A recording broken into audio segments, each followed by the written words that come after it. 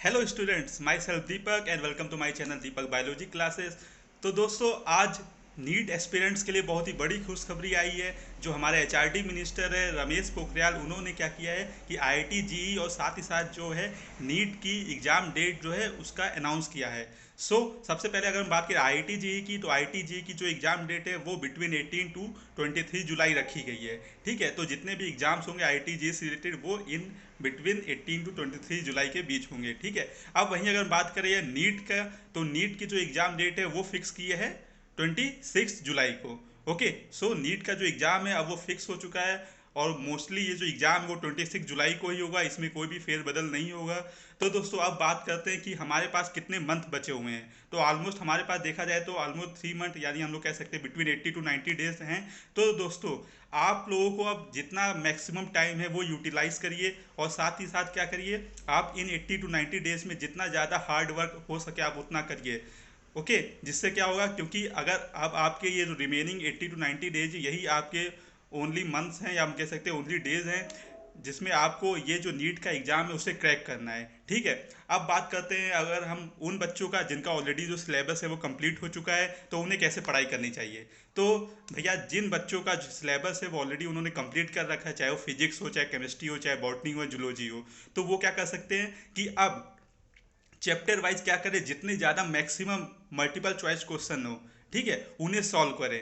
क्योंकि ऑलरेडी उन्हें पता है कि उनका जो कॉन्सेप्ट है वो हर सब्जेक्ट का वो ऑलरेडी उन्होंने क्लियर कर लिया है। ठीक है, जिससे आप क्या वो करें कि हर टॉपिक के जो भी टॉपिक हो, चाहे आप किसी भी सब्जेक्ट का ले लो, चाहे फिजिक्स, चाहे केमिस्ट्री, चाहे बायोलॉजी, आप बचे हुए जितने भी 90 डेज है या 80 टू 90 डेज है उसमें आप जितने ज़्यादा मैक्सिमम मल्टीपल चॉइस क्वेश्चन है वो सॉल्व करें। उसके साथ ही साथ आप क्या करें, जो लास्ट टाइम के या लास्ट ईयर्स के जो नीट के क्वेश्चन पेपर्स हैं ये डायरेक्टली आपको एनटीए की वेबसाइट पे मिल जाएंगे। वहाँ पे अगर आप नीट के क्वेश्चन पेपर डाउनलोड करना चाहें तो आप एनटीए की वेबसाइट पे जाके आप डाउनलोड कर सकते हैं। तो आप क्या करिए, आप जितने मैक्सिमम एमसीक्यूज हो ईच टॉपिक के उसे सॉल्व करिए। इससे क्या होगा, आपको पता चल जाएगा कि आपने जो टॉपिक पढ़ा है उसका कॉन्सेप्ट आपको क्लियर है कि नहीं। अगर आपका कॉन्सेप्ट क्लियर होगा तभी क्या होगा कि आप जो है उस मल्टीपल चॉइस क्वेश्चंस को कर पाएंगे। ठीक है, तो ये हो गया उन बच्चों के लिए जिनका पूरा सिलेबस जो है वो कंप्लीट हो चुका है और अब उन्हें क्या करना है, सिर्फ रिवीजन करना है। तो वो इस स्ट्रेटजी को फॉलो कर सकते हैं अपने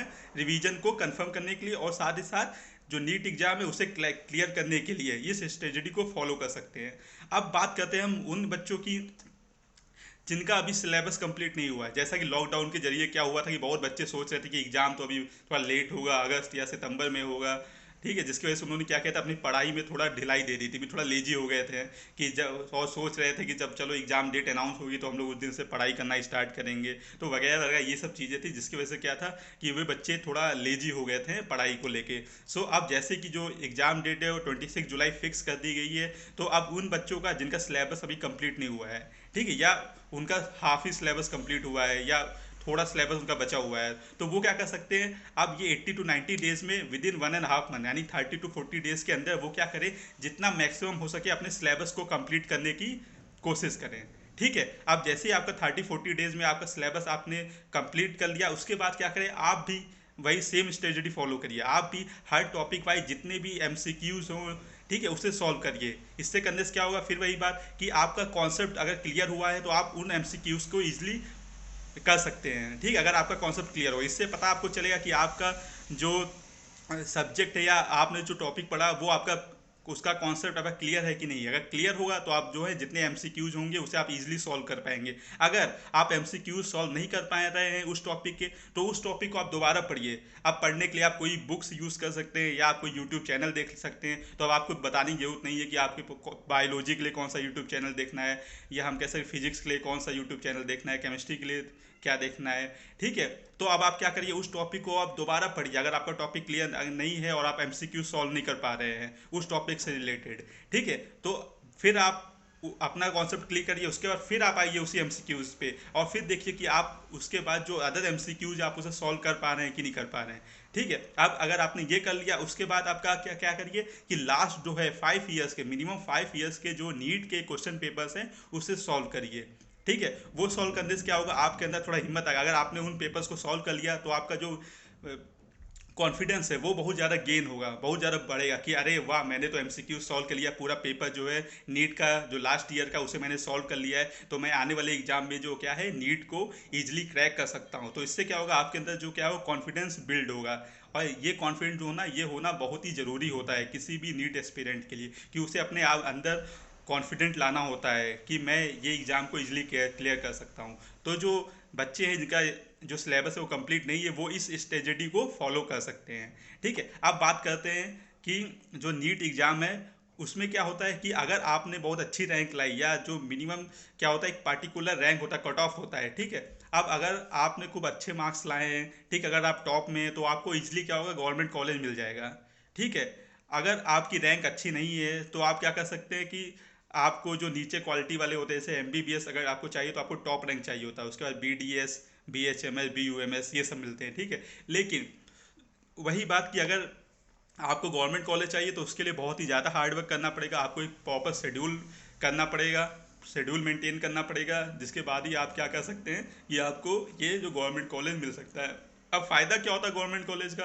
देखिए, गवर्नमेंट कॉलेज में अगर आप एमबीबीएस करते हैं तो सबसे पहला पॉइंट क्या होता है कि उसमें जो फीस है वो बहुत कम होती है। ठीक है, साथ ही साथ उसके अलावा जो आपको जो अदर फैसिलिटी हैं वो मिलती हैं। ठीक है, अब वहीं अगर बात करें प्राइवेट कॉलेज की, तो प्राइवेट कॉलेज में क्या होता है, जो फीस बहुत ज़्यादा होती है। ठीक है, तो बहुत से ऐसे बच्चे होते हैं जो बहुत गरीब होते हैं, वो क्या कर सकते हैं, वो इन प्राइवेट कॉलेज को अफोर्ड नहीं कर सकते। तो मेनली उन बच्चों को क्या करना चाहिए, वो उन्हें ज़्यादा से ज़्यादा मेहनत करनी चाहिए। ठीक, क्योंकि उन्हें पता है कि वो प्राइवेट कॉलेज जो है वो अफोर्ड नहीं कर सकते हैं। ठीक है, जिसकी वजह से क्या होगा कि अगर वो खूब अच्छा हार्डवर्क करेंगे, अगर वो टॉप रैंकिंग में आएंगे नीट की, तो उन्हें ईजिली गवर्नमेंट कॉलेज मिल जाएगा, जहाँ पर वो क्या कर सकते हैं, जो फीस है वो अफोर्डेबल होती है, मतलब वो कम फीस में अपना जो एमबीबीएस है वो कंप्लीट कर सकते हैं, और जो अपना एम है, जो उनका एम है वो कंप्लीट कर सकते हैं। ठीक है, इसीलिए बच्चों जितना हो सके मैक्सिमम, जो बचे हुए 80 से 90 दिन हैं उनमें आप जितना ज़्यादा हार्ड वर्क हो उतना ज़्यादा हार्ड वर्क कर लीजिए। और ये मत सोचिए कि अभी हमारा सिलेबस कंप्लीट नहीं हुआ है तो हम कैसे एग्ज़ाम देंगे। ठीक है, क्योंकि आपने ऑलरेडी वो चीज़ें पहले पढ़ चुकी हुई होती है, आपको बस क्या होता है रिवाइज करना हुआ होता है। ठीक है, आपने जैसे 11th 12th ऑलरेडी किया है, आपने उन सब्जेक्ट्स, उन टॉपिक्स को ऑलरेडी पहले पढ़ लिया है। ठीक है, अब आपको क्या चाहिए, बस एक बार उसे दोबारा रिवाइज करिए। ठीक, अच्छे से रिवाइज करिए, उसे रट्टा मारने की कोशिश मत करिए, उन्हें जितना ज़्यादा हो सके उसे समझिए। ठीक है, जितना अच्छा आप समझेगा, कोई भी चीज़ अगर कोई भी टॉपिक आप अगर समझ रहे हैं, ठीक है, तो वो आप उस टॉपिक को कभी नहीं भूलेंगे।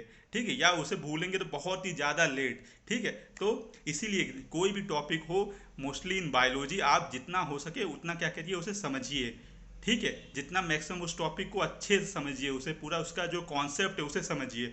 ठीक है, क्योंकि कॉन्सेप्ट आप अगर आपने समझ लिया तो उसके बाद क्या होगा कि आप कोई भी क्वेश्चन आए, कहीं से भी आए, चाहे कोई भी बनाए, तो आप उसे ईजिली सॉल्व कर लेंगे। तो मेरा ये कहना है कि किसी भी चीज़ को रट्टा मत मारिए, जितना मैक्सिमम हो सके उसे समझिए, उसका पूरा जो कॉन्सेप्ट है उसे क्लियर करिए, ताकि आने वाले टाइम में आप कोई भी क्वेश्चन हो कहीं से भी आए उसे आप इजीली सॉल्व कर पाएँ। तो स्टूडेंट्स, ये एक छोटा सा मेरा वीडियो था रिगार्डिंग नीट की डेट की अनाउंसमेंट पे। तो अगर आप इस स्ट्रेटजी, जो मैंने आपको ये स्ट्रेटजी बताई, इस स्ट्रेटजी को आप फॉलो करेंगे तो मेरा वादा है कि आप जो है आपको आगे फ्यूचर में डॉक्टर बनने से कोई नहीं रोक सकता है। ठीक है, तो यही मेरा वीडियो समाप्त होता है। थैंक यू, धन्यवाद।